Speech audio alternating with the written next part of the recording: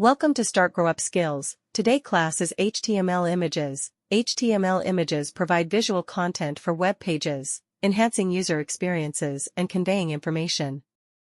They can be photographs, graphics, icons, or illustrations. The image appears oversized. You can control its display size by setting the width and height attributes in the image tag. Kindly update the tag and verify that the image renders with the intended dimensions. SRC specifies the image source URL. Alt provides alternate text if the image fails to load.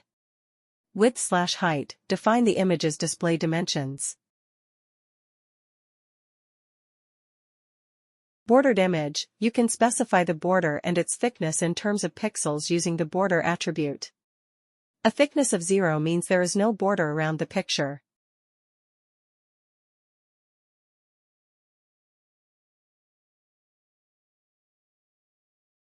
Images align left by default.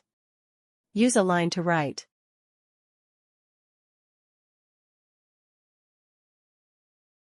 Today class is finished.